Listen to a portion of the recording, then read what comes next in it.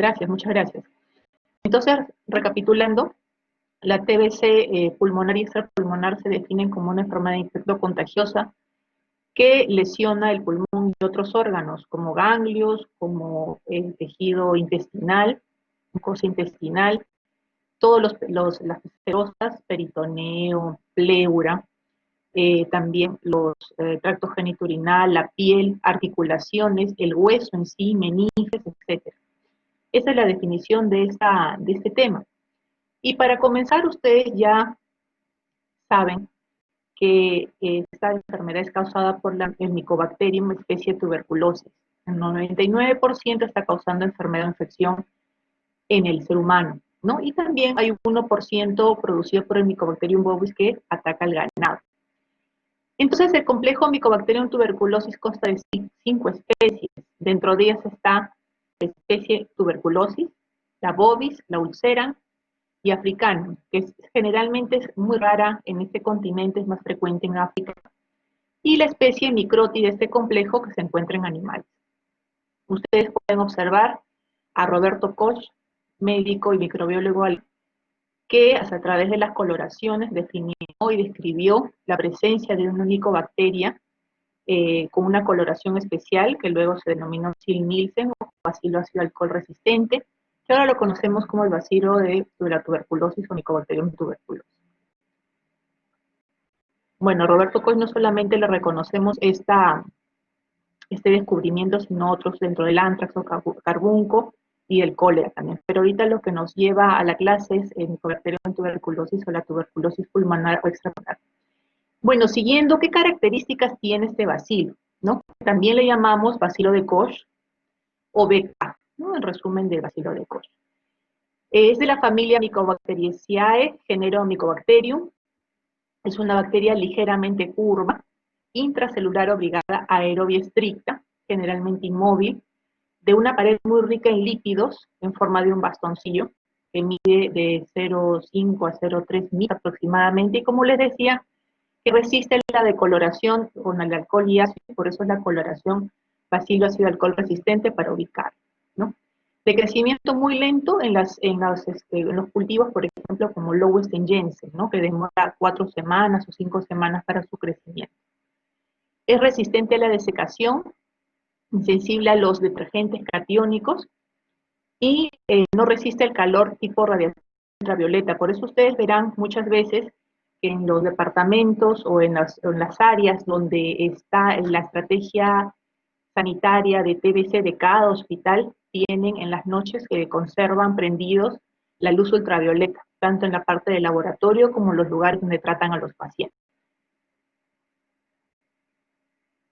Bien, entonces vamos a hablar de la epidemiología. En el mundo, hacia el año pasado, el último reporte de la OMS en cuanto a la epidemiología de esta enfermedad, se ha determinado que ha habido 1.5 millones de muertes por tuberculosis en el mundo. Y de ellas, alrededor de 250.000 han sido pacientes con TB y VIH. A su vez, 10 millones de personas en el mundo han enfermado por TB, y de ellos el 1% aproximadamente han sido niños, sobre todo en el África y en el sudeste asiático. Por lo tanto, sacando una regla de 3 simple, podríamos decir que cada día pierden la vida 4.000 personas y enferman alrededor de 27.000 personas de TB en el mundo. Por eso es un problema de salud pública, no solo aquí, sino en todo el mundo, ¿no? En cuanto a la epidemiología del Perú, podemos ver que la mortalidad, si bien es cierto, se ha mantenido con una tendencia ligeramente a la alza, y cuando vemos casos de TBC asociados a VIH, o sea, lo que llamamos la coinfección, vemos que también ha habido una tendencia al aumento, ¿no? Si bien es cierto, los pacientes con VIH que se han diagnosticado se mantienen estables, o sea, la prevalencia es estable, la coinfección ha tenido una tendencia a la alta.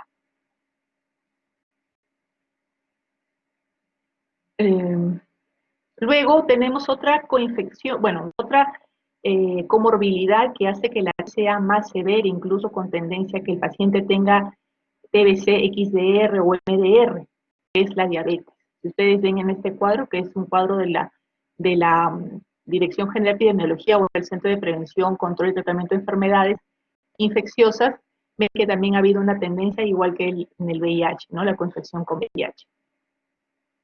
Y en los trabajadores de salud, ¿no? En los trabajadores de salud, ustedes ven en ese cuadro, ven una curva, se puede decir, una evolución histórica de los reportes de casos de pacientes, de trabajadores de salud con TBC, y también está en aumento. Y esto se debe mucho a lo que ahora todos ustedes conocen como los equipos de protección personal, sobre todo los que protegen la vía respiratoria, y en uso tanto del respirador como de la mascarilla. Y luego tenemos los pacientes, bueno, todo no es malo, si bien es cierto, hay pacientes que se adhieren al tratamiento con el sistema DOTS, o sea, visto en boca, todos los días acuden los pacientes a los centros de salud, a lugares de atención primaria o policlínicos u hospitales a recibir la medicación.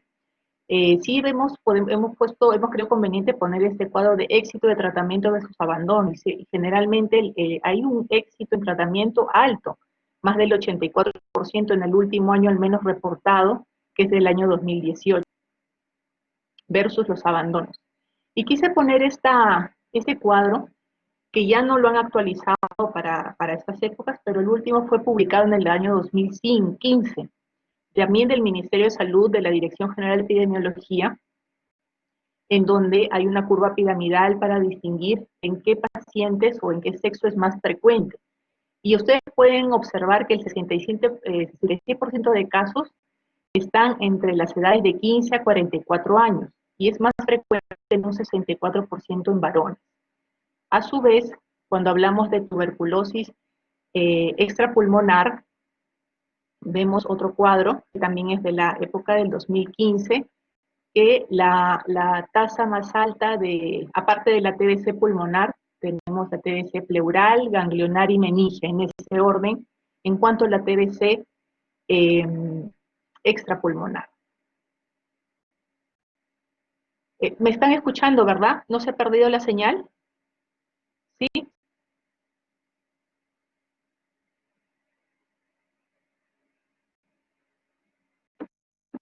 Ok, perfecto. Entonces gracias, muchas gracias. Entonces comencemos con la TBC pulmonar, que corresponde al 80-85% de todas las tuberculosis que ustedes, o sea, de todas las tuberculosis contando las extrapulmonares, obviamente. Los pacientes con TBC, MDR y XDR hay que hacer una consideración que generalmente llegan a estos estados, porque realmente la mayoría de pacientes con TBC son pansensibles, es decir, todas las drogas de primera línea que se les da son sensibles. Pero muchos de estos pacientes, siendo sensibles inicialmente, paulatinamente el bacilo se va haciendo resistente, y esto se debe básicamente, como primera causa, a la mala adherencia, es decir, al tratamiento incompleto o al no tratamiento que pueden recibir los pacientes, o el tratamiento con unas dosis muy bajas del fármaco.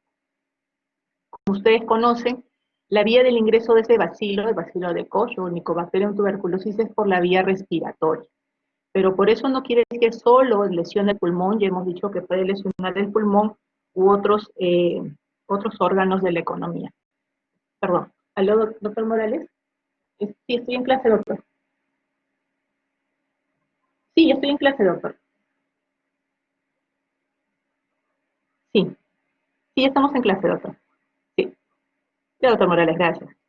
El doctor Morales preocupándose por las clases, pero ya estamos en la plataforma con ustedes. Entonces, seguimos. El ingreso, o sea, la vía de ingreso es la vía respiratoria, ¿no? A través de unas gotitas que ustedes saben normalmente, a ver, normalmente nosotros tenemos colonizada la cavidad oral con gérmenes, ¿no? Que son gérmenes saprofitos. Entonces, los pacientes con TBC, además de tener esos gérmenes, tienen el bacilo de Koch, y ellos lo eliminan a través de la respiración, de las secreciones bronquiales, de la tos, al momento de estornudar o al momento de estar respirando. Y estas gotas, que son pequeñas, pueden contener el bacilo de Koch. Algunas de ellas son grandes, pesan, quedan muy poco tiempo en el aire, y otras que son más pequeñas suelen estar más tiempo flotando en el aire, más aún si estos lugares son poco ventilados, mal iluminados o hay poca limpieza. Entonces, por ahí es el contagio. Viene una persona sana, inhala ese ambiente, ¿no? Esa aerolización que hay con el bacilo, y puede ingresar el bacilo de Koch a su organismo. Como ustedes ven en el cuadro, ¿no? La persona infectada tose o estornuda, las bacterias están en el aire, en este caso la micobacteria.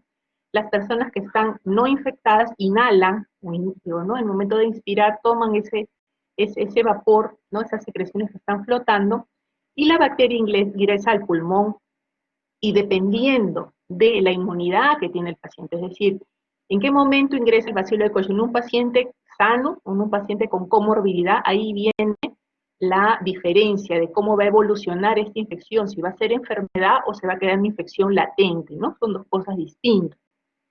Y luego, si es que no solamente coloniza o ingresa, perdón, al pulmón, lesionado, hablando de TBC extrapulmonar. Entonces, los signos y síntomas, ustedes ya conocen y es bueno repasarlo, es bueno volver a escucharlos, ¿no? Tos seca puede ser tos seca o con expectoración. Baja de peso es lo que refiere el paciente, hiporexia, fiebre, malestar general, dificultad para respirar, sobre todo a pequeños y medianos esfuerzos. Si la tos es muy exigente, puede salir con rasgos de sangrado que nosotros le llamamos hemoptisis y diaforesis o sudoración profusa. Recordar que esta enfermedad, ya sea pulmonar o extrapulmonar, suele ser subclínica, o sea, no es que bruscamente el paciente va a tener un cuadro de tuberculosis pulmonar. El paciente ya va a venir a la consulta con problemas de hace 2 meses o hace 5 meses tenía esta molestia y se agregó la fiebre y se agregó la sudoración y ya he bajado de peso porque ya no estoy comiéndose paulatinamente, van a escuchar al paciente esa referencia en el momento de la anamnesis. Luego, como les decía, los signos y síntomas van a ser más notorios dependiendo de la comorbilidad del paciente, ¿no? Si tenemos un paciente fumador, si un paciente con antecedentes de más TB, entonces esos cuadros van a ser más exacerbados en cuanto a la tos, en cuanto a la hemoptisis. Si el paciente ha tenido diabetes y esta diabetes es mal controlada, que ya lo consideramos como un paciente inmunosuprimido, también las manifestaciones de todos estos signos y síntomas se van a exacerbar. Ojo que no es que todos los signos y síntomas que ustedes vean el paciente los va a tener. Pueden faltar algunos, ¿no? El paciente que están alérgicos no tienen fiebre, pero están con tos continua, con baja de peso y no encuentran el diagnóstico, ¿no? Dicen, pero no ha comido, pero sí, pero de repente es el calor de la temperatura y comienzan a divagar en los diagnósticos y porque como no tiene fiebre, no les llama la atención atender al paciente o echar en TBC, ¿verdad? Entonces, ¿cómo hacemos el diagnóstico? Una vez que tenemos los signos y síntomas del paciente, porque así va a llegar o a la consulta o a la emergencia si es que tenemos una hemoptisis, entonces, luego de haberle hecho su anamnesis, de dónde viene el paciente y sobre todo, y muy importante también en infectología, es si otra persona de la familia o ha llegado a este paciente está con los mismos síntomas o está en tratamiento TB, porque eso nos ayudaría incluso hasta para el tratamiento empírico que podemos iniciar al paciente hasta que nos lleve los resultados de su prueba de sensibilidad. El diagnóstico, ustedes conocen, buscar lo que es lo que nos dice la guía, la norma técnica de la TBC, que es del 2013 y había una modificatoria en el 2015, nos dice buscar al bacilo. ¿Cómo lo buscamos al bacilo? ¿Cómo tratamos de encontrarlo? Por ejemplo, pidiendo BK en esputo, o sea, coloración sin Nielsen en esputo. Generalmente al paciente que se le dice, levántese temprano, señor, sin cepillarse los dientes, trate de botar flema, pero no de la boca, ¿no? Sino tratar de hacer un esfuerzo para botar secreción pulmonar, esa es la idea, ¿no? Una expectoración que que sea representativa para una muestra para que puedan los profesionales del laboratorio tomarle una coloración adecuada. Siempre, siempre cuando tomen un BK en esputo, apañen esa orden con un cultivo de BK. ¿Para qué me sirve? Para descartar si es multidrogo resistente o no. Antiguamente, ¿qué es lo que hacíamos? Tomábamos BK y cuando nos salía positivo, 1, 2 o 3 cruces o pausa y vacilar, Recién ahí le pedíamos el cultivo BK, ahora no. La norma técnica nos dice y nos demanda que debemos hacer el BK en esputo más el cultivo BK para saber de antemano, porque ustedes saben los cultivos demoran, en muchos, por ejemplo, los cultivos de Loweston Jensen, por ejemplo, demoran 30 días, 40 días, ¿no? El crecimiento de este Mycobacterium, como ya le hemos dicho, es lento, por eso es importante que hemos puesto esas características del bacilo para que ustedes luego, en el momento de la práctica, por ejemplo, si le preguntan, pero ¿por qué no saben el diagnóstico? ¿No? Los familiares se molestan, se incomodan, es porque el crecimiento del bacilo es lento en los cultivos tipo Loweston Jensen. Pero tenemos otros métodos mucho más rápidos para saber si es multidrogo resistente, como el MOT o el GRIES, ¿no? En la secreción bronquial o en el esputo. También podemos pedirle a esta secreción PCR en BK, o sea, reacción en cadena polimerasa para BK en el esputo. Y si queremos también saber la especie, como ustedes ven ahí al costado, un resultado del INS, el GeneXpert. A la izquierda de su pantalla ustedes pueden ver la concentración VAR, ya hemos dicho el bacilo. En medio el cultivo es Loweston Jensen y a la derecha un informe, ¿no? De Loweston Jensen del Instituto Nacional de Salud. Y así nos llegan los resultados, ¿verdad? Otra forma de buscar al bacilo, aunque indirectamente, porque las imágenes no nos dan diagnóstico, sino que nos aproximan o son una ayuda a nuestro diagnóstico, porque lo básico es la anamnesis. No se olviden de hacer una buena anamnesis teniendo, obviamente, su equipo de protección respiratoria adecuada, ¿no? Dependiendo dónde sea o dónde se ubique, posiblemente está tuberculosis. Otro apoyo al diagnóstico son las imágenes, ya pueden ser radiografías simples, ¿no? Convencionales, tomografías, resonancias, y lo que ustedes van a ver al inicio no es de frente cavernas o lesión parenquimal inflamatoria, sino que podemos ver lo que nosotros ya hemos escuchado siempre, ¿no?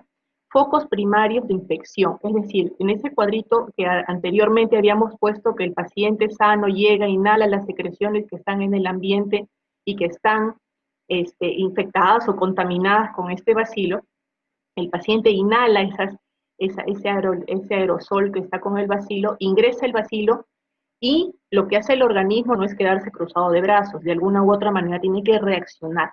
Y estas lesiones tipo foco de Gaume, nódulos de Simon o complejo de Ranke son la expresión de la defensa, o sea, de la reacción de nuestro cuerpo ante un bacilo, ante este bacilo o un agente extraño. Por ejemplo, ustedes tienen lo que caracteriza al foco de Gaume o al complejo de Gaume. Es un compromiso parenquimal con una línea pequeñita donde nos está indicando que esa infección o esa inflamación está drenando hacia los ganglios, ¿verdad? Entonces vamos a poner la manito por acá. Acá, miren. Entonces, este es el lugar de inflamación. Y acá ven una línea pequeña que se dirige a los ganglios, o sea, drenan a los ganglios parailiares. A eso se le llama foco de Gaume. Los nódulos de Simon vienen a ser la calcificación de algunos de estos componentes inflamatorios o parenquimales. Y el complejo de Ranke viene a ser todo ello, ¿no? El foco de Gaume más los nódulos de Simon. Si bien es cierto, en radiografías convencionales no se logra ver por la calidad, mucho depende de la calidad de la radiografía. Entonces, de repente, si es que tenemos a mano tomografía de resonancia en buena hora, si no, la anamnesis, insisto, va a ser de alguna, si es TBC pulmonar, bueno, no se van a estar ustedes exponiendo al paciente, sino los familiares nos tienen que dar muchos datos, ¿no? De cómo comenzó la enfermedad, los antecedentes del mismo paciente, las comorbilidades, si hay algún otro familiar cercano a que tenga TBC, ¿no? Pero la imagen nos apoya también al diagnóstico. Luego, una vez que tenemos los datos o las imágenes que hemos visto hace un momento son datos iniciales, ¿no? Que pueden pasar desapercibidos. Pero ya cuando el cuadro de TBC está instalado, es decir, cuando ya venció la barrera de la inmunidad de nuestro cuerpo, la TBC va a producir enfermedad y va a comprometer al pulmón en un 80 o 90% de las personas que están infectadas, ¿no? Entonces lo que ustedes van a ver ya ahí no son lesiones pequeñas de calcificaciones o inflamación o drenaje hacia ganglios, no. Van a ver ya compromiso, miren ustedes, compromiso del pulmón, bilateral, unilateral. Entonces lo que tienen a la izquierda, por ejemplo, es un infiltrado parenquimal difuso con compromiso bilateral. Generalmente ustedes van a escuchar, la TBC tiene tendencia a infectar zonas apicales, ¿no? Pero en pacientes con VIH vamos a ver al revés. Generalmente los vamos a ver como neumonías basales, ¿no? Que pueden pasar desapercibidos. Uno dice, esta es una neumonía bacteriana y la trato con ceftriaxona y claritromicina, por decir, ¿no? Pero entonces tenemos que ahí agudizar nuestro sentido de diagnóstico o diagnóstico diferencial si es que este paciente viene más de una vez a la emergencia o consulta tanto o a infectología, neumología por la misma molestia sin haber conseguido mejoría con lo que ya le indicamos. En la imagen del medio tenemos el patrón cavitario, o sea, las cavernas, el hueco, ¿no? El bacilo lo que hace es ingresa en nuestro parénquima pulmonar, nuestro organismo comienza a formarle como una cárcel, ¿no? Células gigantes, linfocitos deformados, una corona que no le permite salir, es un granuloma. Pero cuando estos granulomas muchas veces se evacúan o por vía hematógena o cuando infectan pleura, por ejemplo, y drenan por ahí, pues suelen dejar estas cavernas, las lesiones cavitarias, ¿no? Que son signos indirectos de la presencia de TBC. Ahora, ojo que no es la única enfermedad que produce cavernas en el pulmón. También podemos encontrar micosis, por ejemplo, a nivel pulmonar o sistémica, que también puede producir lo mismo. Lo que ustedes tienen a la derecha sí es una milia, ¿no? La TBC miliar, ¿no? Presencia de unos granitos, unas inflamaciones pequeñitas, puntiformes, bien difusas, diferente a la imagen de la izquierda, que pueden comprometer no solamente el pulmón, sino también pueden comprometer hígado, vaso, riñón, etc., ¿no? Y también podemos encontrar la mixtura de todas estas, la mixtura de todas estas imágenes radiológicas en un solo paciente, sobre todo en pacientes con otra comorbilidad tipo VIH, por ejemplo. En TBC pulmonar también encontramos secuelas. Una vez que el paciente o ha curado o está con la infección y este es MXMDR, ustedes van a ver que el paciente siempre va a estar con algún tipo de secuela en mayor o en menor proporción. Por ejemplo, ¿no? Ustedes tienen en la imagen de la izquierda unas cavidades pequeñas, por ejemplo, aquí alrededor de pericardio, ¿no? Hacia el pulmón derecho. A eso le llamamos nosotros bronquiectasia. ¿Qué quiere decir bronquiectasia? Ustedes ya saben que las bronquiectasias viene a ser la alveolares y la unificación de los mismos, dando la elasticidad que tienen y haciendo que si hay secreciones, estas no sean eliminadas con facilidad y que el paciente continuamente nos esté viniendo con infecciones pulmonares justamente por las bronquiectasias infectadas. Entonces, un paciente que cura o que está en proceso de curación puede hacer bronquiectasias infectadas por bacterias, puede hacer, por hongos también puede hacer. Entonces, esa es una de las secuelas. Otra de las secuelas que ustedes ven aquí abajo es la paquipleuritis, es el engrosamiento que hay en la pleura y que hace que, como se ha engrosado la pleura, hace que el pulmón no se distienda, no se amplexie como debe ser, restringiendo la respiración, la inspiración y expiración en el paciente, ¿no? Si ustedes ven esta radiografía, el pulmón derecho de alguna otra manera tiene más, está más ventilado que el izquierdo, ¿no? Porque vemos en las flechitas, está señalando esa pleura acartonada, dura, incluso casi calcificada, que va a evitar que el pulmón se extienda, se distienda adecuadamente. Otra secuela viene a ser la deformación torácica. Muchos pacientes cuando terminan el tratamiento TB o cuando son operados, le hacen toracoplastías o les hacen lobectomías o le retiran todo el pulmón, como son las neumonectomías, quedan con la deformidad torácica, por lo tanto hay también una restricción en la respiración y una deformación tanto en la tráquea como en la columna y una tirantez del corazón hacia el lado donde estaba dañado, ¿no? Eso también lo van a ver ustedes. Y por último, bueno, como les decía, lobectomías o neumonectomías, este paciente del lado, la imagen del lado izquierdo, perdón, derecho hacia abajo, es un paciente en donde no posee el pulmón derecho, ¿no? Una radiopacidad en esa zona y en épocas anteriores, para rellenar este espacio y para que no deforme más el tórax, ponían unas pequeñas pelotas o bolitas de caucho o de golf en algunos casos, que llenaban todo este hemitórax, ¿no? Pero vieron que en algunos pacientes se infectaban y causaban más daño que la propia TB en el paciente. Luego tenemos entonces la transmisión a través de la vía aérea. Generalmente las gotitas que contienen estos bacilos es de 1 a 5 micras. Ya les he dicho que las gotas más pequeñas o gotitas se suspenden más tiempo en el aire, entonces de las gotas que pesan más y caen. Ahora, dice ahí, no todo el que se expone a un paciente con TBC pulmonar se infecta el micobacterium. Eso es cierto. Se ha determinado en algunos estudios que el contacto por horas, es decir, más de 8 horas, por ejemplo, en un ambiente cerrado con un paciente con TB que está eliminando continuamente el bacilo a través de la respiración, la tos o el estornudo, podría infectar al paciente dependiendo de la inmunidad de este último, ¿verdad? Luego, factores de riesgo. ¿Qué factores de riesgo tenemos? Ya hemos dicho las comorbilidades. ¿Cuán enfermo ya está el organismo del paciente, entre comillas, sano, para cuando ingrese la TBC produzca enfermedad? 1. ¿Cuánto tiempo estuvo expuesto el paciente? 3. ¿Cuánto tiempo cuál es la carga de bacilo que ha inhalado ese paciente o que ha ingresado a este cuerpo? Otro, ¿cuán virulento es este bacilo? Si es un bacilo ya tratado con fármacos de otro paciente, pues un multidrogo resistente o XMDR, o es un pan sensible, ¿no? Entonces, eso es muy importante saberlo antes de comenzar el tratamiento. Entonces, ¿cuáles son los resultados de una exposición? Entonces, tenemos un paciente sano y un paciente enfermo. El paciente enfermo tose, no tiene respirador, no tiene mascarilla, no tiene nada. Generalmente los pacientes que están tosiendo deberían usar mascarilla. Y el personal de salud que está atendiendo debe estar respirador, ¿no? Entonces, están las dos personas, el trabajador de salud y el paciente, y hay una exposición.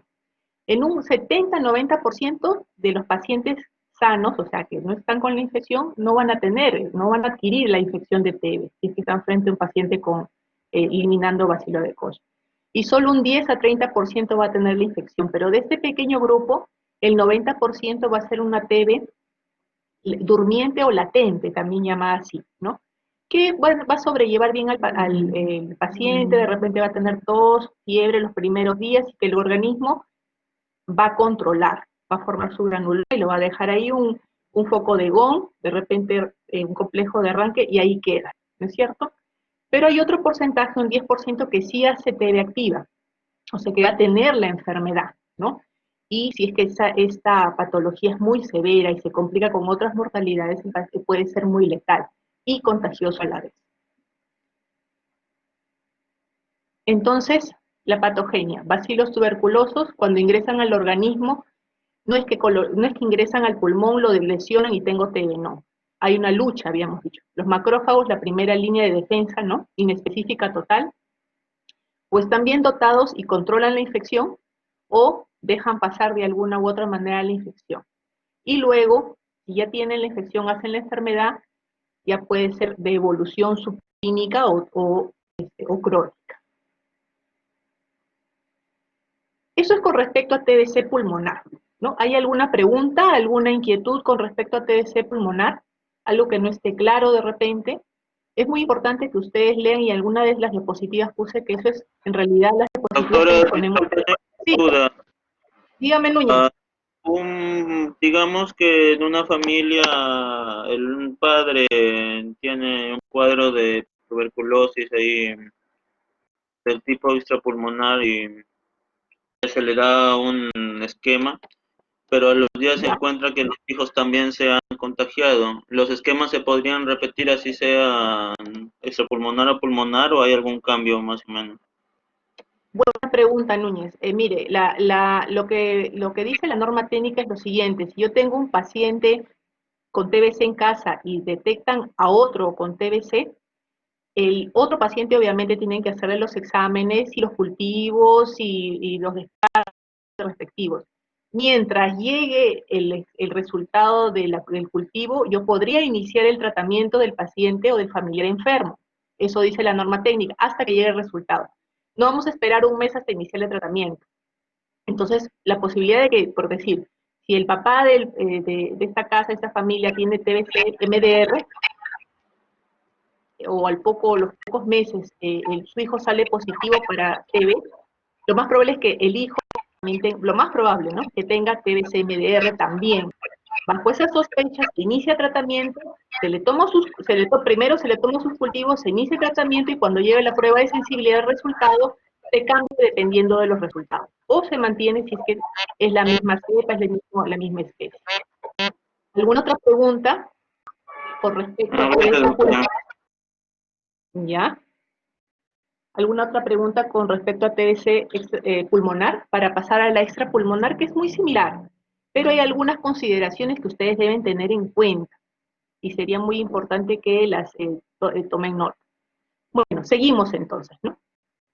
Entonces, la TBC extrapulmonar viene a ser el resto del gran grupo de TBC que corresponde al 15 al 20%, ¿no? Sobre todo cuando hay personas con comorbilidades, habíamos dicho VIH, micosis sistémicas, neoplasias, con o sin tratamiento quimioterápico, radioterapia, ¿no?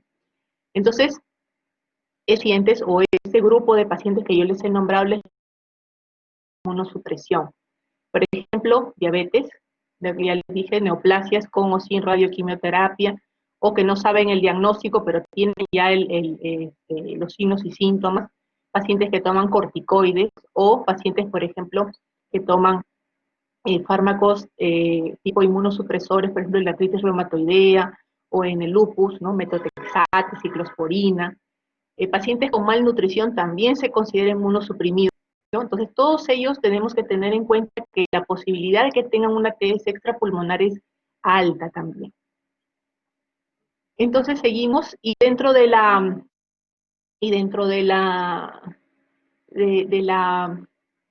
se podría decir, dentro de la TBC extrapulmonar, la que va a la cabeza hasta el momento es la TBC pleural. Incluso hemos visto ya un cuadro del Ministerio de Salud, de la Dirección General de Epidemiología, que ahora es Centro Nacional de Control, Prevención de Enfermedades, en donde ponen a la cabeza como primera causa o uno de los compromisos más severos es la TBC pleural en cuanto a la TBC extrapulmonar. Generalmente es una complicación de una TBC postprimaria, frecuente en gente muy joven, ¿no? La presentación generalmente es como si fuera un derrame pleural, entre comillas, ¿no? Esto producido por una ruptura de un foco de TB pulmonar, ¿no?, que drena hacia la pleura, o una diseminación linfohemática, o foco contiguo, ¿no?, ganglionar o peribronquial. Entonces ustedes van a ver en la siguiente lámina cómo es la presentación de esta TBC pleural. Raras veces es agudo, ¿no?, muy raras veces es agudo. Generalmente el paciente tiene molestias o problemas respiratorios para inspirar o expirar, o cansancio fácil, ¿no? Pero en los libros van a encontrar presentación aguda, con fiebre, tos seca, dolor pleurítico, que cede con el derrame, y mal estado general y baja de peso, ¿no? Luego tenemos una presentación subaguda, que es la más frecuente, que es un dolor intenso pleurítico que se irradia al hombro, puede ser el hombro derecho o izquierdo, dependiendo, ¿no?, dónde está el derrame, y fiebre. Entonces ustedes ven en la figura a la izquierda, primero vamos al examen físico, vamos a encontrar una amplexación disminuida, o sobre todo en la zona donde está ocurriendo el derrame o hay más dolor, matidez, disminución o abolición de las vibraciones vocales, del murmullo vesicular, y un soplo pleurítico que no dura todo el inicio de la enfermedad, ¿no? Si uno tiene la suerte, la oportunidad de escuchar ese soplo pleurítico en buena hora, porque nos ayuda al diagnóstico. Una vez que el paciente nos refiere esas molestias y que además investiguemos si alguna otra persona está con esa molestia en casa, o si ya ha tenido TB y qué tipo de TB ha tenido, la idea es buscar el bacilo, ¿no? Lo podemos buscar a través de, en este caso, si estamos hablando de TBC pleurales, ingresar a esta cavidad pleural y obtener algún tipo de secreción. Si ustedes ven, las dos imágenes que ustedes ven ahí son manifestaciones de una TBC pulmonar a nivel radiológico, es decir, derrame pleural, lo que llamamos la curva de Damaso, ¿no?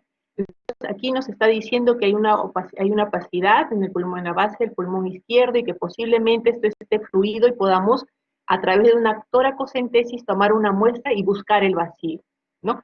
Una ecografía nos podría ayudar a, la, a ver si es que no está encapsulado o está fluido, porque muchas veces el derrame pleural, el paciente, como tiene dolor, toma antiinflamatorios, toma medicamentos, hace que se formen fibridas o adherencias y de repente se encapsule. Cuando uno va a punzar, no obtenemos nada. Y decimos, pero ¿por qué si en esta zona se ve la radiografía y una opacidad 1, entonces ahí debe haber algún fluido y no lo encontramos? Entonces, la ecografía sí nos ayudaría para descartar si hay algún tipo de encapsulamiento, ¿no? Entonces, estábamos quedando que vamos a buscar al vacío. Le tomamos una radiografía de tórax para determinar dónde es la zona de la lesión. La tomografía también puede ayudar, si es que tenemos a la mano, pero no es una exigencia, ¿no? A menos que, como les decía, haya encapsulamiento de este RAM, ¿no? El PPD, si le hacemos PPD al paciente, simplemente nos va a decir si es positivo, que ha tenido contacto con el bacilo, pero no va a decir si es que el causante de la enfermedad actual. Ahora, los criterios de Leipzig son muy importantes en el contexto del estudio del líquido pleural en una toracocentesis. O sea, toracocentesis significa retirar o obtener líquido, en este caso, de la cavidad pleural, ¿no? Si tenemos estas características, si el líquido que obtenemos es de color ámbar, si es el bioquímico que le hacemos es un exudado, las proteínas son más de 3 gramos por decilitro, o el LDH es más de 200, o en el citológico predominan los linfocitos, indirectamente nos está diciendo que este líquido pleural puede ser TB, puede ser, no estamos diciendo que sea lo único, porque los virus y los hongos también pueden dar estas características. Lo que tenemos que ahí además es, una vez que hemos obtenido el líquido, aparte de hacer el citoquímico, el biológico, etcétera, BK y BK cultivo, y también podemos hacer PCR de BK en ese líquido, aprovechar la oportunidad para tomar la muestra y enviarla al laboratorio, ¿no? En sus hospitales, bueno, en sus sedes, deben tener la estrategia de TBC en cada uno de ellos, y estos a su vez tienen un laboratorio referencial. Todas estas muestras terminan en el INS, ¿no? En el Instituto Nacional de Salud. Entonces, estos exámenes sí son necesarios para llegar al diagnóstico de TB. Un BK directo, como habíamos dicho, líquido pleural. Recuerden que pocas veces es positivo, ¿no? Debemos tener mucha suerte para que justo donde hemos punzado y el fluido que esté en esa zona sea positivo para BK. Siempre enviar, no se olviden, ya sea de pleura, peritoneo, de líquido articular, todo fluido siempre piden BK directo y BK cultivo. ¿Para qué? Para determinar desde un inicio si es multidrogo resistente o XMDR o es pan sensible. Eso es muy importante para la tranquilidad del paciente y de ustedes, porque recordarán cuando ahora ustedes van a ver en el tratamiento de los pacientes con XMDR y MDR, el tratamiento son fármacos que producen muchos efectos adversos, o sea, muchas ramas, le dicen, ¿no? Perdón, RAFAs, reacciones adversas a fármacos de tuberculosis. Ahora, cuando estamos en TBC pleural, en el momento que hacemos la toracocentesis, podemos pedirle al neumólogo que nos apoye con una biopsia de pleura. En un 70%, si el paciente tiene TBC pleural, sale positivo, 70-90%, ¿no? Y además también podemos encontrar, de repente punzamos y no sale el líquido ámbar que estaban en los criterios de Leipzig, sino sale pus, ¿no? Secreción purulenta. Entonces también a mandar a cultivar ese tipo de secreción. Y el ADA, ¿no? Dentro del bioquímico, el citológico que ustedes piden, las proteínas, LDH, glucosa, pídanle el ácido de amina, que es el ADA, y si se presenta en más de 35 unidades por litro, también se están aproximando con ello al diagnóstico. Ahí ven ustedes, la toracocentesis a la izquierda es un examen aséptico, ¿no? Al vacío, aspiran al vacío, el PPD, que no necesariamente nos va a dar el diagnóstico, pero que sí nos orienta a saber si es que el paciente ha tenido contacto con el bacilo o no. Recuerden, en los pacientes sin inmunosupresión, una medida de 10 milímetros nos dice que es un PPD positivo, pero el paciente con inmunosupresión basta con 5 milímetros para que hablemos de positivo. Y el derrame pleural, que también es característico en los pacientes con compromiso pleural. Entonces pasamos a TBC ganglionar, que es la segunda causa más frecuente de TBC extrapulmonar, ¿no? Como ustedes verán en las imágenes, generalmente la TBC ganglionar compromete los ganglios del cuello o alrededor de la tráquea. También hemos tenido pacientes con TBC inguinal, ganglionar a nivel de ingle, hemos tenido pacientes con ganglios de TB a nivel de detrás de las rodillas. O sea, ustedes saben que nosotros tenemos ganglios en todo nuestro cuerpo. Cuando se inflaman, ese es el problema. O sea, se van a ver como estas masas eritematosas, dolorosas, asociadas a fiebre, a malestar, baja de peso, que definitivamente yo, viendo la imagen, sí puedo decirles que es un proceso inflamatorio ganglionar, examino a la paciente y todo, pero para saber si es TB o no, tenemos que hacer algún procedimiento invasivo para tomar una muestra y buscar el BK, lo que nos dice la norma técnica de TBC del Perú, ¿no? Entonces, TBC ganglionar es producida por extensión desde ganglios intratorácicos o diseminación linfematógena, generalmente en el cuello, que cuando drenan se llama escrófula. Por ejemplo, estas imágenes que ustedes ven, si drenasen, o sea, si comienzan a formarse una úlcera y comienzan a liberar líquido, eso le llamamos fístula, ¿no? Y eso le llamamos también escrófula, ¿no? Da síntomas locales como lesiones inflamatorias, fiebre, síntomas sistémicos, dolor, ¿no? Y el examen físico van a encontrar eso, estas imágenes que no se olvidan generalmente cuando el paciente tiene TBC, pero también hay que hacer un diagnóstico diferencial. ¿No? Hemos pacientes que han venido con estas lesiones, pero al final resultaron ser linfomas, por ejemplo, y el ganglio se había infectado y da este color eritematoso rojizo, ¿no? Pero la cabeza está TBC ganglionar. Para descartarlo, ¿qué es lo que tenemos que hacer? Tenemos que hacer una biopsia, puede ser por incisión o por excisión. Por incisión es cuando tomamos una pequeña muestra. Por excisión es cuando retiramos con el doctor de cirugía cabeza y cuello que nos apoya para hacer la liberación o la resección total del ganglio, siempre y cuando no haya compromiso o no esté herido a tejidos nobles, por ejemplo, los vasos, la tráquea, ¿no? Entonces, cuando llevamos la muestra a patología, el patólogo va a ver esto, ¿no? Esta reacción inflamatoria severa que hace nuestro organismo para detener al bacilo, que ustedes lo ven acá adentro, es como una cárcel, ¿no? Lo que llamamos el granuloma, ¿no? Es un centro gaseoso necrótico, que luego vamos a encontrar células gigantes de Langerhans, células epitelioides, ¿no? Todo este tipo de reacción inflamatoria que hace que el bacilo no salga, pero que ya está siendo enfermedad en el caso de TBC ganglionar en los pacientes que hemos visto hace un momento en la foto. Recordar también que cuando ustedes, una vez que diagnostican TBC ganglionar e inician el tratamiento y saben que es pansensible, que no es MDR y hacen todo el estudio bien detallado, deciden comenzar tratamiento TBC ganglionar, coordinan con la estrategia de TBC de su hospital, llenan la ficha epidemiológica, llenan la historia clínica de TB e indican los fármacos. Recuerden, y eso ocurre en la mayoría de pacientes, nos ha ocurrido en el hospital de policía, muchos de ellos los primeros meses, en vez de disminuir el tamaño del ganglio, de la masa, aumentan. Es más, se fistulizan. De lo que no están fistulizados, terminan fistulizando. Y eso nos quiere decir que hay una reacción inflamatoria frente a los fármacos del anti-TB, ¿no? El bacilo comienza a liberar citoquinas o estimula citoquinas y otras interleucinas que hacen que se inflame más esa zona. Pero no quiere decir que esté peor, sino que es una reacción que inicialmente se ve en los primeros meses, ¿no? De tratamiento sobre todo. La siguiente causa de TBC extrapulmonar está la TBC meningia, que así como la meningitis o la encefalitis, que es un cuadro de emergencia, no de urgencia, sino de emergencia. En este caso también es una emergencia porque produce secuelas, ¿no? Secuelas severas a nivel neurológico. Generalmente suele ser una de las causas frecuentes de TBC extrapulmonar en pacientes con VIH y suele tener algunas complicaciones como tuberculomas o mal de compromiso de la columna vertebral. Es producido por el Mycobacterium tuberculosis y generalmente se desarrolla en dos fases, una diseminación hematógena y otra con liberación de bacilos y material granulomatoso.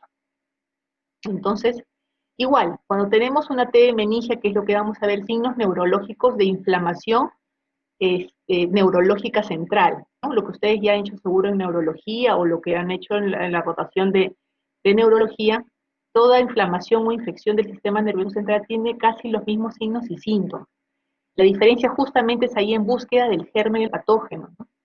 Fiebre, cansancio, cefalea, baja de peso, vómitos, rigidez de nuca, básico ese dato para hablar de compromiso meningio, trastorno del sensorio, alteración de pares craneales, focalización, cuando hablamos de focalización de convulsiones, ¿no?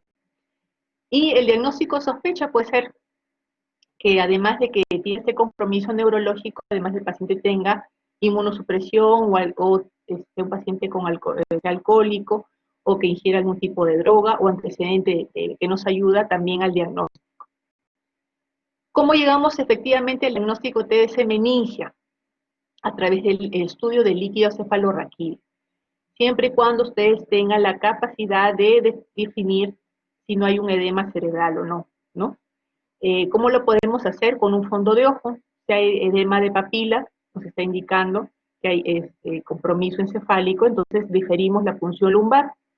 Le damos su tratamiento antiedema y luego, con calma, volvemos a hacer un fondo de ojo. Si desaparece o disminuye el edema de papila, pues podemos hacer la punción lumbar. También podemos usar la tomografía, pero ojo, siempre hay que darle preferencia a la parte clínica, al uso de nuestros instrumentos que ya conocemos y que podemos manejar y que debemos manejar bien, ¿no? Una vez que ya definimos que el paciente no tiene ningún edema a nivel encefálico y hacemos la punción lumbar, la idea es que ese líquido cefalorraquídeo que saquemos de la punción lumbar, que es un procedimiento, le hagamos todos los estudios que hemos visto. ADA, beca directo y cultivo, ojo, Papa Nicolau, muchas patologías están asociadas, no esté de meningia, pero de repente había una neoplasia asociada, más aún si el paciente o no tiene recursos para hacerse una imagen, una resonancia, una tomografía, o mi hospital no cuenta con esas imágenes, o el paciente no tiene un seguro que cubra esas imágenes. Entonces no se olviden de hacer Papa Nicolau para buscar células neoplásicas. Papa Nicolau es una coloración, por si acaso. ¿Ya? No es que muchas de las personas asocian Papa Nicolau con cáncer de cuello de útero y que solamente a las mujeres se les puede hacer Papa Nicolau. El Papa Nicolau es una coloración para buscar células neoplásicas en mitosis activa. ¿Okay? También le hacemos citológico, bioquímico, tintina, si es que queremos descartar también hongos como criptococo, etcétera. Pero para buscar específicamente TBC meningia es el BK directo, el BK cultivo y el ADA, o PCR de BK en líquido cefalorraquídeo. Bueno, la tomografía y la resonancia nos va a ayudar si es que hay algún eso sobreañadido o hay un granuloma encefálico, que puede haber, es raro, pero puede haber. El PP nos ayuda al diagnóstico, no simplemente como les decía, me dice si es que he tenido contacto con el bacilo anteriormente. Ahora, todo paciente con TB extrapulmonar siempre hágale su beca en esputo y su radiografía de tórax, no se olviden, porque pueden haber compromiso de 2 o más órganos, ¿no? A eso le llamamos ya TBC sistémico. Y el ADA en el líquido cefalorraquídeo. Entonces, acá tenemos un cuadrito bien interesante, ¿no? Es un cuadrito básico que todos deberíamos manejar. Con respecto a las características del líquido cefalorraquídeo desde que tomamos la punción lumbar, ¿no? Ve que lo importante es saber el procedimiento, incluso hasta cuando estamos con los neurólogos y estén haciendo una punción lumbar, ellos les dicen, ¿no? Hay una presión alta, ¿no? Con el simple hecho de ingresar la aguja, atravesar la meninge y estar en el espacio del líquido cefalorraquídeo, ya nos pueden decir, no hay una presión alta, una presión baja de la salida de este líquido o para entrar a esta cavidad. Otra característica es que el aspecto es antocrómico, un amarillento medio grisáceo, ¿no? No es un amarillo que conocemos, ¿no? Medio opaco, medio turbio. Luego, cuando le piden a ese líquido cefalorraquídeo celularidad, van a encontrar gran cantidad de mononucleares, ¿no? Leucocitos a predominio de mononucleares, no se olviden, aunque no es la única patología que puede presentar mononucleares. Ustedes ven ahí que o los compromisos meningios virales y fúngicos también lo presentan. Por eso es importante los cultivos para diferenciar, ¿no? Las proteínas altas y la glucosa baja por el consumo. También en una meningitis o una encefalitis bacteriana van a encontrar glucosa baja, porque ambos, tanto el bacilo como la bacteria, consumen la glucosa, ¿no? A nivel de estos fluidos, en comparación con la glucosa de gas.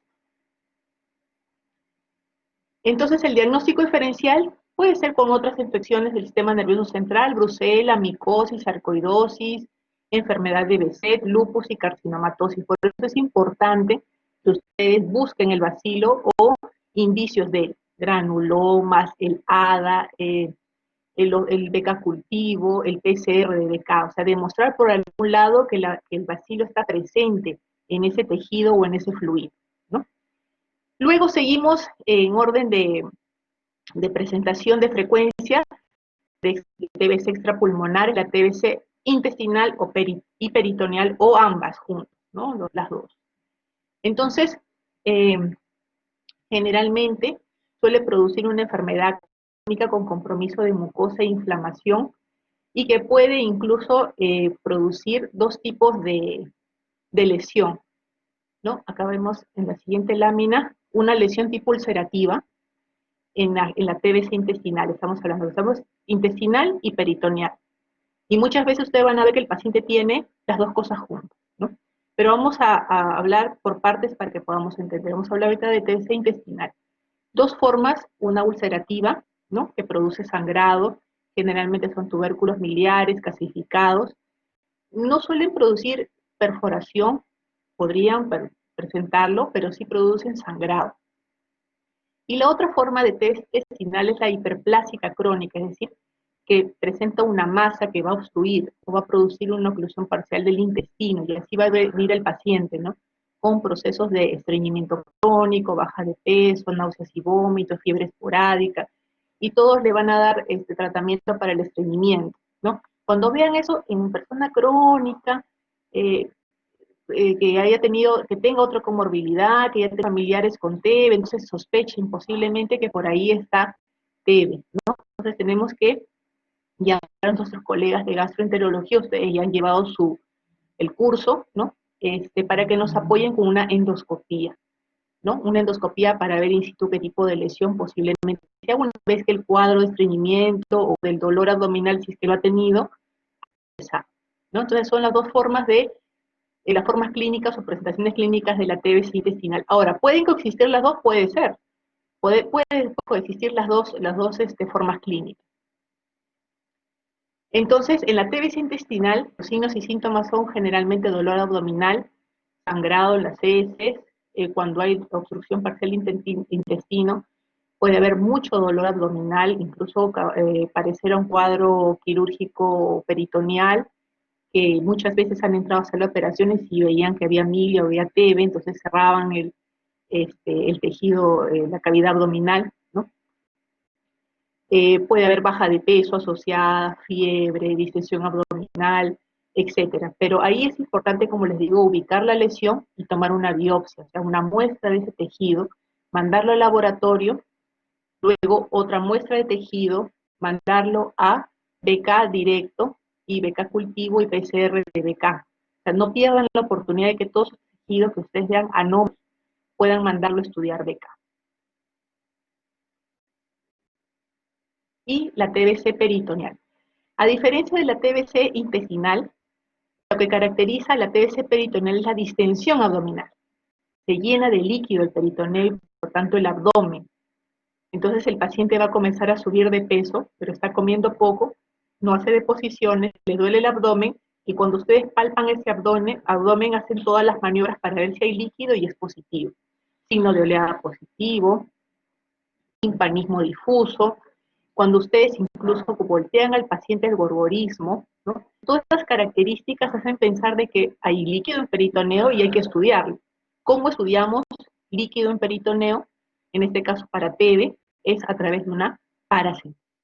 Una paracentesis que seguro ustedes ya han leído, les han explicado en gastroenterología, es a través de una aguja de un buen calibre, ingresar por la ilíaca izquierda, o porque la derecha tenemos está fijado y está el apéndice izquierda, en el tercio, la unión del tercio medio con el tercio externo, haciendo una línea imaginaria entre la espina ilíaca superior y el ombligo, dividen entre tres y ingresa, ¿no?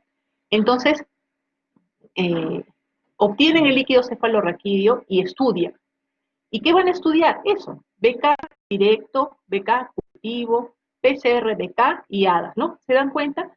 El estudio es el mismo. La diferencia lo hace en qué órgano está comprometido. ¿Qué órgano está comprometido? Ahora,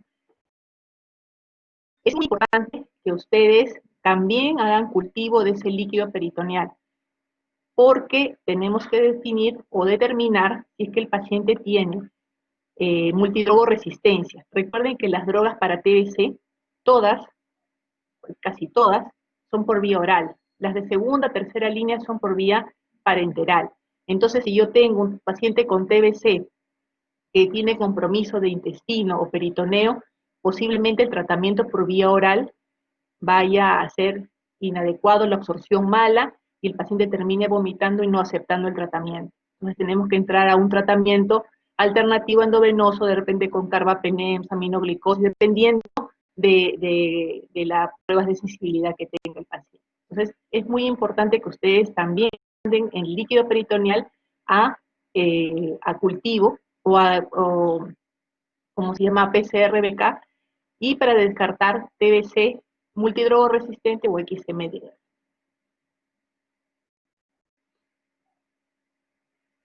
Entonces ahí ustedes ven en la lámina izquierda la centesis, la evacuación, y lo que ven hacia el lado derecho es una laparoscopía, es la foto de la imagen de una laparoscopía, donde ustedes ven es unas pequeñas bolitas o masitas blanquecinas, los gránulos de mijo, ¿no? El compromiso, la siembra del peritoneo por TEF.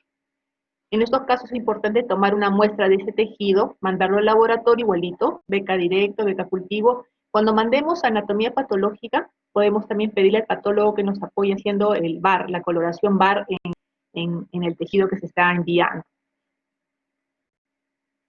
Entonces, que quede claro, la TBC intestinal, lo que nos va a ayudar al diagnóstico es a través de la laparoscopía baja, la endoscopía baja, tomar la muestra biopsia y mandarlo a cultivo, a beca directa y a anatomía patológica, y en peritoneal es muy importante el estudio del líquido peritoneal. También tenemos como otra causa de TBC extrapulmonar la TBC geniturinaria. Todavía están ahí, ¿verdad, muchachos? ¿Me escuchan todavía? ¿Sí? Sí, doctora. Sí, Ok, doctora. seguimos. Sí, vamos a terminar. Falta poquito. TBC geniturinaria. Generalmente se inicia en la corteza renal. Puede haber diseminación a través de la pelvis, los uréteres, la vejiga y los genitales. Entonces el diagnóstico aquí es básico que hagamos el diagnóstico BK directo y cultivo BK, pero en orina. Aunque es muy difícil, aunque es raro encontrarlo, hemos encontrado pacientes con TBC renal o de vía urinaria alta o baja a través del estudio de la orina del paciente. Generalmente la orina del paciente tiene lo que ustedes conocen como colombino, ¿no? BKs, tienen cultivos negativos para algún germen común, ¿no? Entonces, tienen que orientarse, o sea, la muestra del tejido o el fluido es donde el paciente se sospecha que tiene la TBC, y en este caso geniturinaria a través de la orina. O si el paciente tiene algún tipo de lesión alta, de repente con las imágenes podemos ver algún tipo de lesión a nivel ureteral, ¿no? Otra TBC es la osteoarticular, ¿no? Hemos visto muchos pacientes con TBC osteoarticular con coinfección por VIH, ¿no? Pacientes VIH con TB, con osteoarticular. Y lo que ustedes ven ahí, que dice afectación de fisis, metáfisis y raro en huesos cortos, en ellos sí lo vemos. Las rarezas las vemos muchas veces en los pacientes B20, ¿no? Los pacientes con VIH. Entonces, si ustedes leen aquí que es raro en cortos y en huesos cortos, por ejemplo, ¿no? Son pequeñitos los huesos, o de la mano. Entonces dice, ah, no, pero es raro que tengan TB ósea en la mano o en el pie. Y resulta que sí lo tienen. Entonces, nunca digan, no puede ser. Les ponen en los libros o nosotros le ponemos raros, pero siempre tómenlo en cuenta. Otro compromiso es a nivel de columna, lo que ya hemos dicho, el mal de podo de las vértebras.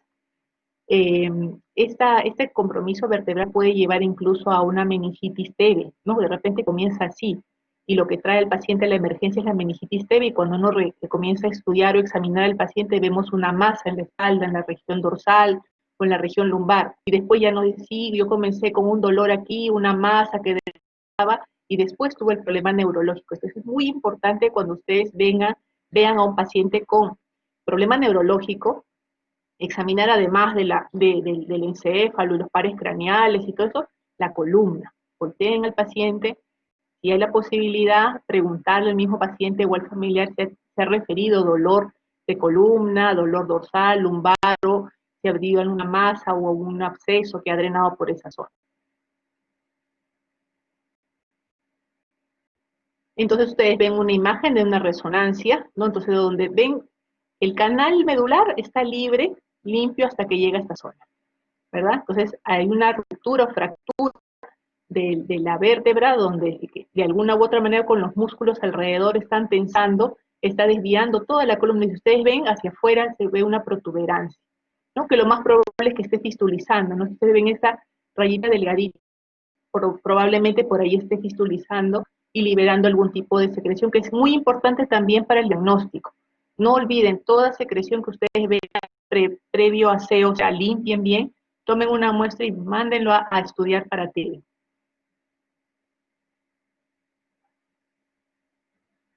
Y luego la TBC miliar, ¿no? La TBC miliar, que es producida por una diseminación ya sea de un foco pulmonar o extrapulmonar, cuando compromete varios órganos es de extrema gravedad. Y le decimos miliar porque se caracteriza por estas unos gránulos de mijo, ¿no?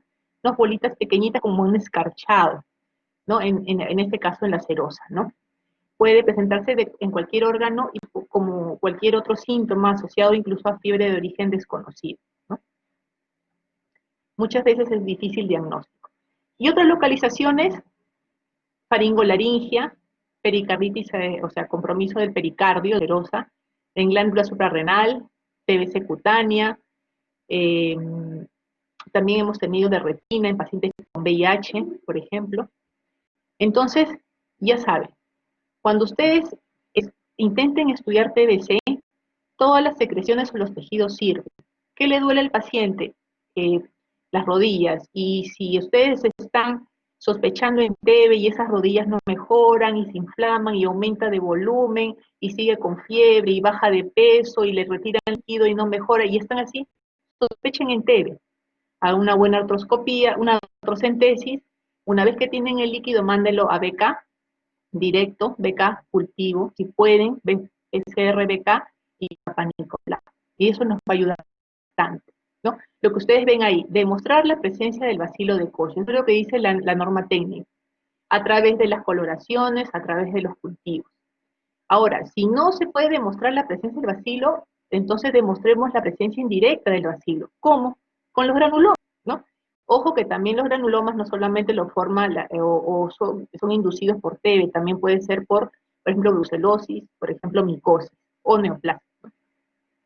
Esto asociado al de ADE en los fluidos, ¿no? Ahora, podemos pedirle otros exámenes ya de biología molecular como GeneXpert o Genotype, que nos ayuda a ver la especie. Muchas veces hemos tenido casos, aunque pocos felizmente, de pacientes que vienen con BK 3 cruces en esputo, pero cuando se le hace el cultivo, negativo, negativo, y el paciente va mal, ¿no? Evoluciona mal. Entonces, haciendo el estudio más amplio, dice, pues, ¿por qué no le hacemos un genotype, que es un examen que nos ayuda a ver la especie, no sé, nos confirma la especie? Y varias veces en estas pocas que hemos visto, nos ha llegado que no era Mycobacterium tuberculosis, que era, por ejemplo, Mycobacterium avium complex. Entonces el tratamiento ahí es distinto. Ya no es isoniazida, rifampicina, piratinamida, tambutol, sino otro totalmente distinto. Entonces, esos son exámenes que ya ustedes toman o van a hacer cuando ven que su tratamiento para TB no bien, no es lo que ustedes esperaban, ¿no? La radiografía también nos orienta el compromiso y cuán comprometido está el órgano. El PPD solamente nos ayuda a ver si ha habido compromiso previo. Y muchas veces para TBC latente, ante la escasez de PPD, hacemos uso del interferón gamma o del cuantiferón, que seguro ustedes han escuchado, ¿no? En sangre, es una prueba sanguínea, serológica, que nos detecta interferón en la sangre de los pacientes y que si está elevado nos va a decir si el paciente tiene TB latente o no. Incluso en muchos estudios se ha usado para iniciar tratamiento de quimioprofilaxia en pacientes con VIH, por ejemplo, ¿no? Y que no está inducida por la vacuna, el BCG que nos pone en niños.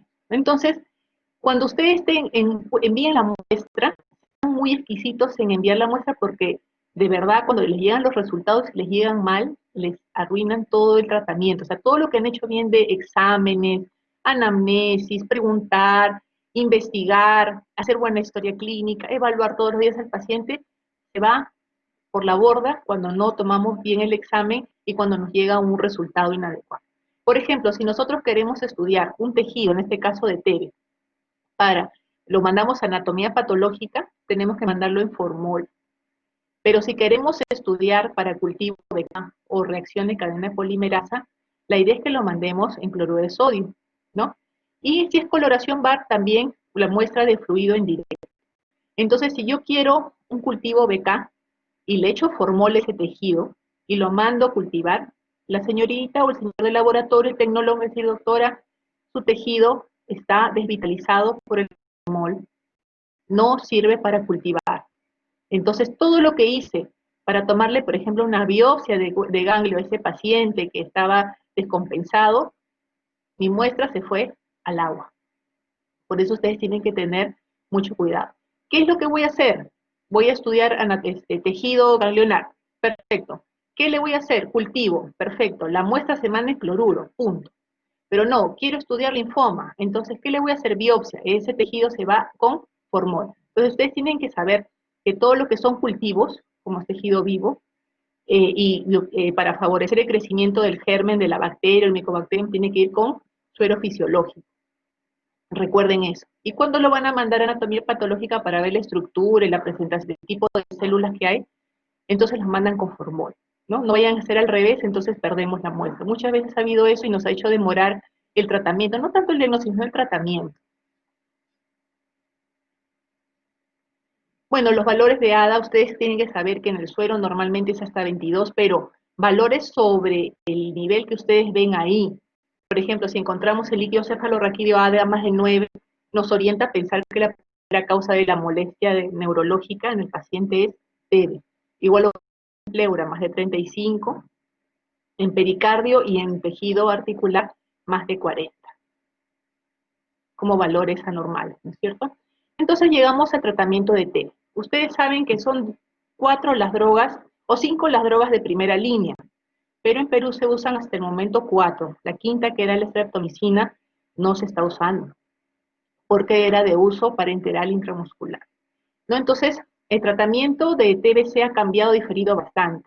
Antes había esquema 1, esquema 2, esquema 3, después salieron esquema 1, esquema 2 y multidrogo, después esquema 1, 2 multidrógico y XMDR, y ahora diferencian en pacientes con o sin VIH.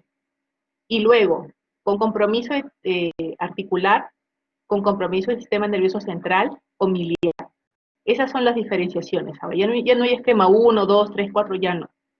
Entonces, comencemos.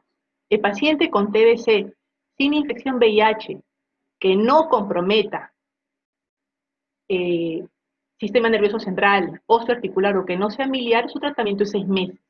2 meses, o sea, la primera fase diaria, las 4 drogas, y la segunda fase, 4 meses de drogas interdiarias, o sea, 3 veces a la semana, ya no 2, sino 3 veces a la semana.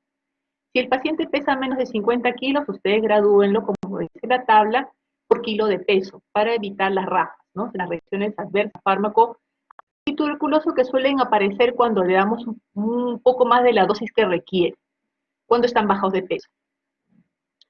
Luego, el siguiente grupo son las personas que tienen una TBC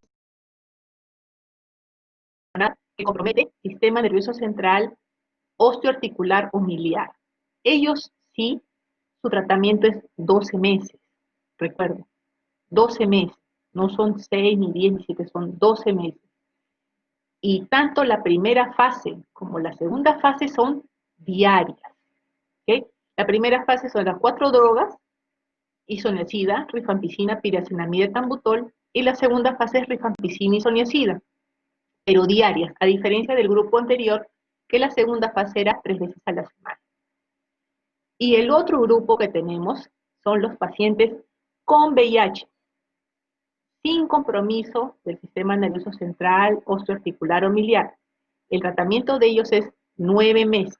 Igual, primera fase, diaria 4 drogas, segunda fase, diaria las 2 drogas. Entonces, esa es ahora la diferenciación, ¿no? De los pacientes, del tratamiento de pacientes TB. Los otros tratamientos que son XMDR y XMDR, es muy importante tener en cuenta las tres definiciones que le vamos a mencionar. El tratamiento empírico es aquel paciente, como su compañero puso el caso hace un momento, al inicio de la clase, un paciente que tiene un familiar con TB, MDR, entonces le doy el tratamiento empírico, es el que familiar, hasta que me llegue la prueba de sensibilidad, porque no tiene ningún cultivo, nada, estoy iniciando, ¿no? El esquema estandarizado es cuando el cultivo es positivo, pero no llega a la prueba de sensibilidad. Y el individualizado es cuando ya tiene todos los resultados. O sea, llega su prueba de sensibilidad, llega su cultivo, y sabemos qué fármaco es sensible y qué fármaco es resistente. Lo otro que tienen que ustedes saber es que el tratamiento para TBC con compromiso de serosas, pericardio, peritoneo, meninges, líquido articular, por ejemplo, articulaciones, es además con corticoide por un mes, a dosis de 1 a 1.5 miligramos por kilo de dosis de prednisona o su conversión, ¿no? De dexametasona o hidrocortisona. Y van bajando cada semana hasta retirarlo al mes o a las 4 semanas, ¿no? Es muy importante regular dosis en pacientes gestantes o que tienen falla hepática o renal. Y no se olviden de darles piridoxina a los pacientes que estén usando isoniazida y cicloserina. También la norma técnica habla de vitamina E y, la adecuada alimentación. Y bien, ahí tienen la referencia bibliográfica, sobre todo los dos últimos. Sería muy importante que ustedes bajen esa información de las normas técnicas. La norma técnica de Perú es un documento que nos orienta a qué fármacos están dentro del petitorio nacional y qué fármacos podemos usar y cómo es el manejo de los pacientes dependiendo de su tipo de TBC, ¿no? Ahí nos indican dónde se hacen los exámenes, cómo se interpretan los exámenes, qué exámenes se piden, cuáles están contemplados para realizar el Instituto Nacional de Salud, qué tratamiento hay que seguir, cuándo le debemos tomar los becas de control, qué pasa con los pacientes con TB meninges y sus secuelas, qué pasa con los se operan, algunos no. Entonces, todos esos interrogantes y todos esos datos los van a encontrar ustedes en la norma técnica de 2013 y su modificatoria en 2018, perdón, y su modificatoria en el 2018, perdón, y la anterior a que ustedes ven acá es asociada a VIH, ¿no? ¿Cómo tratamos un paciente con TBC y VIH? Con TBC en la primera fase toma 4 drogas, en total son 11 pastillas, y si además tiene VIH, en algún momento va a iniciar el tratamiento VIH, ¿no? Primero se trata la TB, y dependiendo del CD4, ustedes comienzan dentro de las 2 u 8 semanas siguientes de TB, de tratamiento TB, el tratamiento de VIH, ¿no? Va de un fármaco, que puede ser a tripla, a varios fármacos, dependiendo si es el paciente con algún tipo de resistencia. Bien, acá, hasta aquí, ¿alguna pregunta del auditorio? ¿Algo que no haya quedado claro con respecto a TBC pulmonar o extrapulmonar?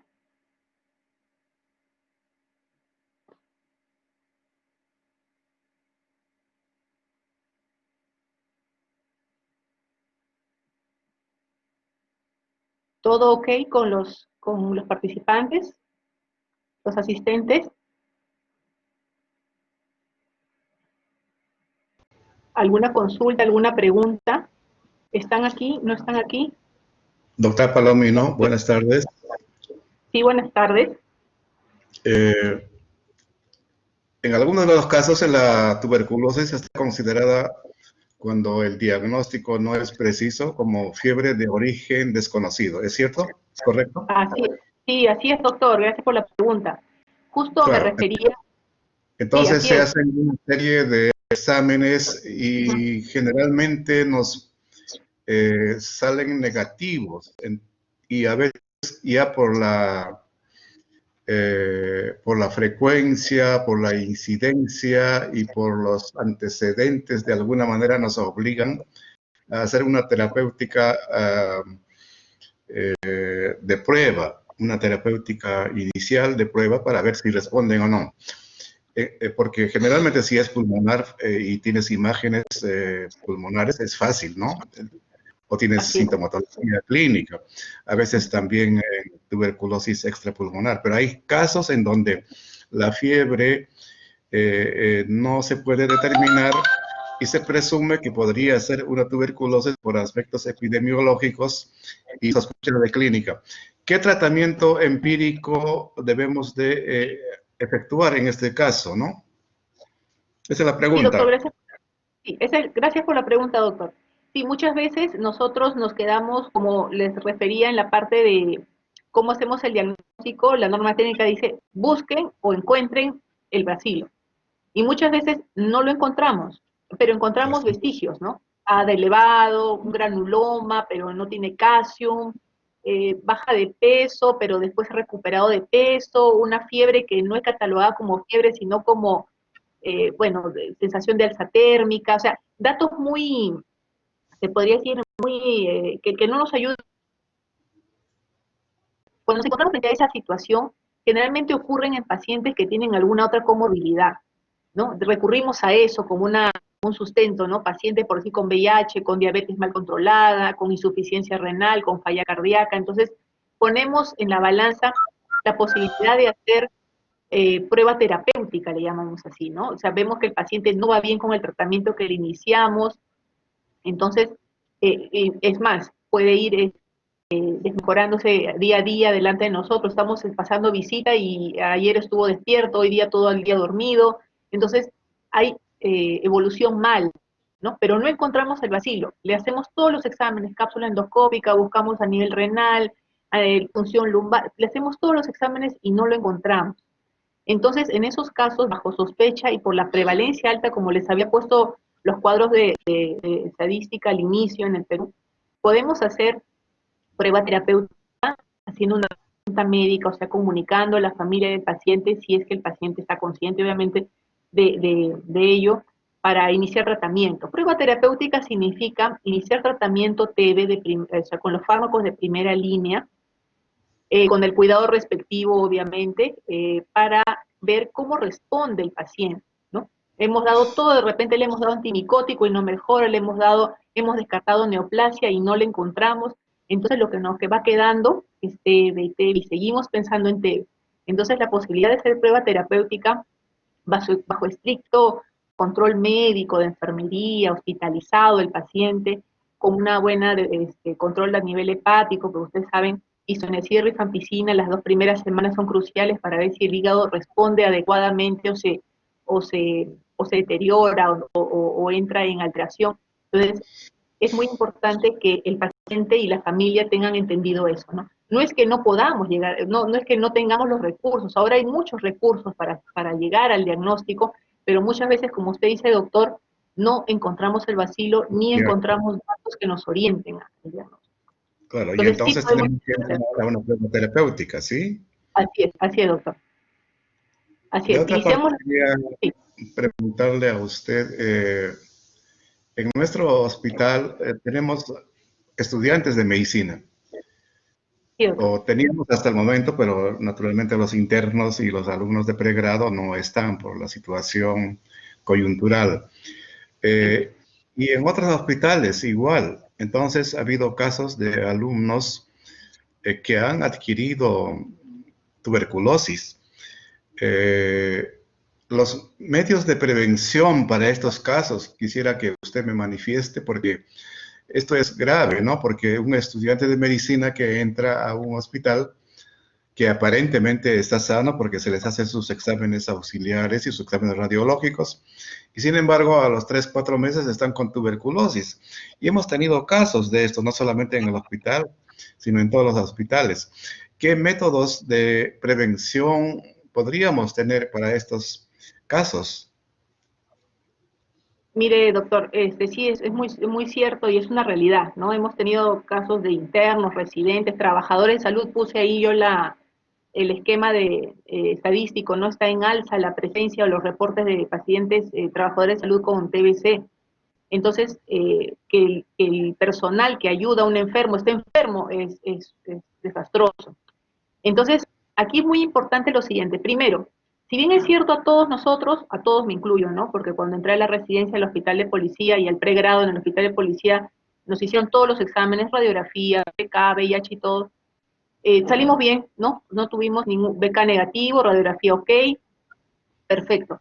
Pero recordar que la TB no viene de un día para otro. O sea, no es que yo ingreso el 1 de enero a mi internado y el día 1 de febrero ya tengo TB. O sea, debo haber tenido ya, obviamente, la mayoría de nosotros en Perú ya tenemos contacto y hacemos pequeños granulomas o focos de Gompe, ¿no? En estadio, como vimos en el flujograma de posibilidades de tener infección o enfermedad. Pero mucho es, vale acá mucho el punto siguiente. Si tengo otra comorbilidad, y lo otro es la malnutrición. Sabemos nosotros, y todos somos médicos o ahorita los estudiantes, cuando ingresamos a clínica, nuestro sistema, nuestra alimentación cambia completamente, al margen que tengamos alguna otra enfermedad, ¿no? De repente somos pacientes internos con asma, diabetes, de repente trasplantados, de repente estamos tomando corticoides, tengamos artritis, lupus ya de base, muy al margen de eso, porque podemos estar controlados, ¿no? O que tomemos tratamiento inmunosupresor. Y no es la alimentación, o sea, entramos a un ambiente en donde el estrés gana, ¿no? El estrés nos gana, que tenemos que presentar informes, trabajos, correr la hora, cumplir con el paciente, llevarlo, hacer historias clínicas, quedarme hasta las 10, 11 de la noche, regresar, entrar a las 5 de la mañana. Bueno, eso le cuento lo que en mi época hacíamos, ¿no? Cuando era interno.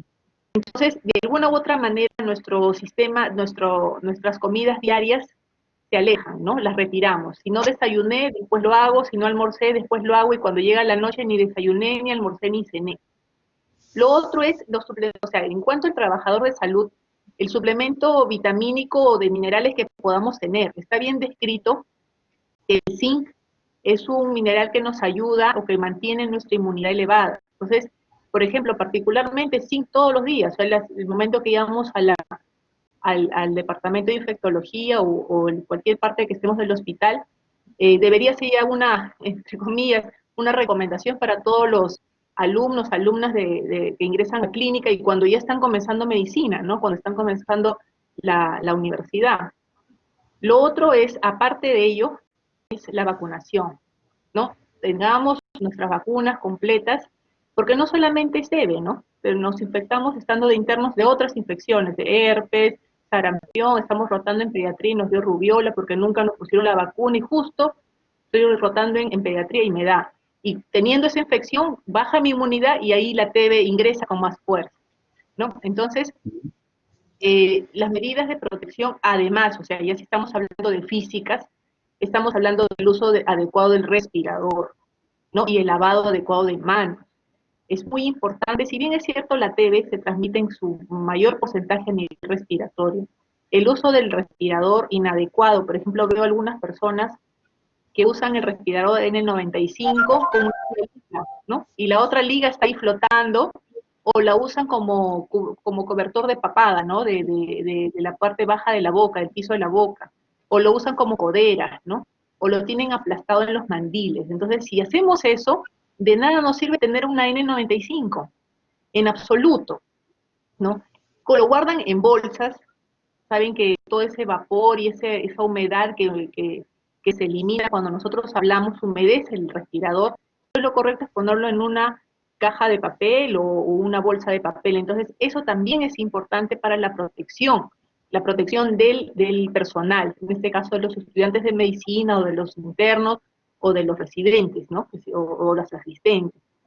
El buen y adecuado lavado de manos, ¿no? Y el trato al paciente. No es que esta pandemia ha hecho que se muestre todo lo que nosotros hacemos, ¿no? En realidad, eso de 1 metro de distancia, eso lo sabemos todos, no todos los que estamos en el medio de salud. Sabemos que a las personas que vienen a buscar o a solicitar algún tipo de ayuda médica, qué sé yo, siempre debe haber marcar una distancia, porque son ellos, eso es lo que son pacientes, vienen con una dolencia y hay que atenderlos, pero manteniendo la distancia respectiva, no solamente por el coronavirus, eso ha sido siempre, cuando hablamos de TB, cuando hablamos de neumonía, cuando hablamos de micosis, cuando hablamos de todas estas patologías, ¿no? Entonces, si nosotros tenemos, una buena alimentación, con suplementos adecuados, con una buena vacunación y respetando las normas de bioseguridad y sobre todo haciendo que nuestras comorbilidades están controladas, de alguna u otra manera vamos a estar ayudando o evitando que la TB ingrese a nuestro organismo. Y si ya ingresó, vamos a evitar que se manifieste la enfermedad. Eso es. Bien, doctora. Aprovecho simplemente para manifestarle que la clase estuvo muy excelente y muy provechosa, y la recomendación para los alumnos, claro, ahorita no se pueden contagiar porque están por internet no pueden contagiarse, ¿no? Sin embargo, pasará esto en algunos meses y estaremos nuevamente en contacto con los pacientes. Y naturalmente el tema que hoy día ha encargado usted en el trabajo para los alumnos ha sido los aspectos de bioseguridad en un hospital. Y esto es muy importante, no solamente para los alumnos de tu grupo que han hecho la práctica, sino también para toda la promoción. Los aspectos de bioseguridad que es trascendente, no solamente por esa cuestión de la pandemia, sino también para otras enfermedades. Y eso quisiera que de alguna manera se repita en algunas sedes, y seguramente lo van a hacer, por cuanto es un aspecto muy, muy, muy importante, la bioseguridad. Así es, doctora. Así Gracias. Es, doctor. Una última cosita, doctor. Justo le comentaba a mi grupo de práctica en la mañana que sería conveniente, de repente es una forma, ¿no?,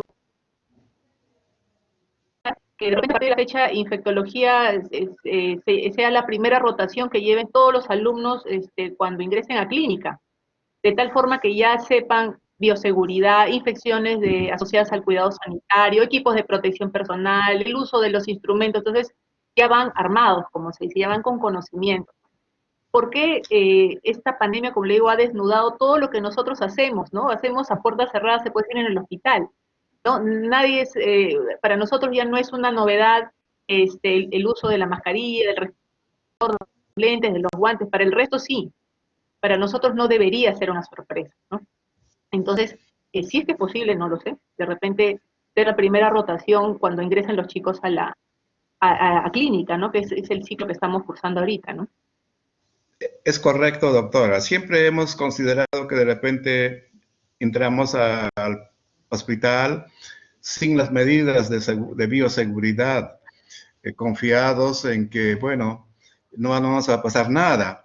Sin embargo, estamos viendo actualmente que la situación de la bioseguridad se ha intensificado, y esa situación no solamente podría ser en relación a lo que es la pandemia, sino también a todas las enfermedades.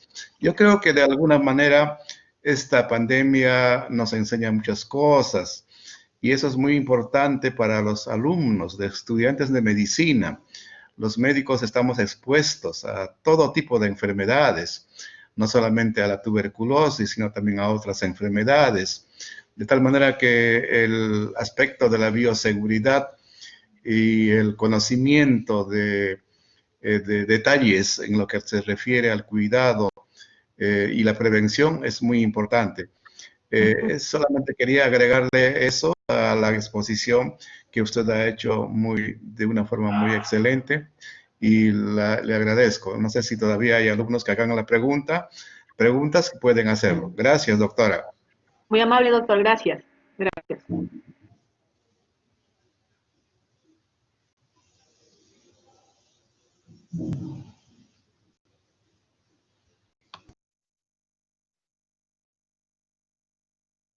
Si no hay alguna otra inquietud o otra pregunta, damos por concluido la clase de TBC pulmonar.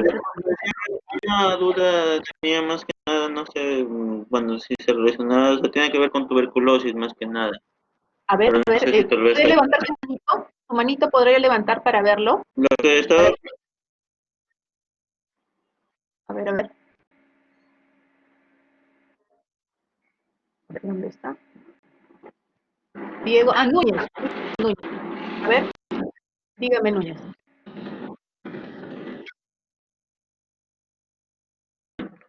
no quería preguntar, la tuberculosis, usted, lo que estaba leyendo mucho en estos días de que, pues con el tema de la tuberculosis extrapulmonar, ¿usted Sí. diría que una tuberculosis extrapulmonar es más severa que una pulmonar, o sea, tiene más probabilidades o de sanarse, o es más bien peor?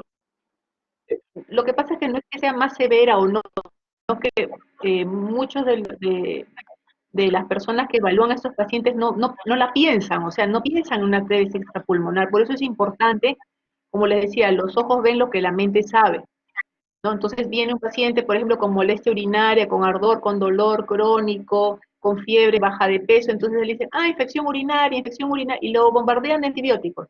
Y por ahí que le den al tratamiento, porque dentro del tratamiento de, por ejemplo, infección urinaria está Cipro, y Cipro es un fármaco que también cubre BK, ¿no?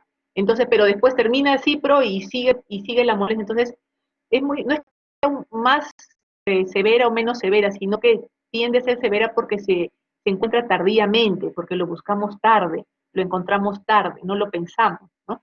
Pero una TBC pulmonar XMDR con múltiples cavitaciones, con pérdida de un pulmón, claro que es severa, así como una TB meningia, que es una emergencia. Entonces, no puede ser que es una más severa que la otra, sino es en el tiempo en que uno hace el diagnóstico y el tratamiento. Ahí viene si es una más severa que la otra, ¿no? ¿Alguna otra pregunta? Gracias, doctora. A usted, Núñez. ¿Alguna otra pregunta? ¿Alguna otra inquietud? ¿Ninguna? Entonces, ahora sí damos por concluida la clase de TBC extrapulmonar y pulmonar de la primera clase de la rotación del capítulo de infectología. Muchas gracias. Gracias, doctora Fabiola, por la exposición. Muy amable. Gracias. Muy amable, doctor. Gracias.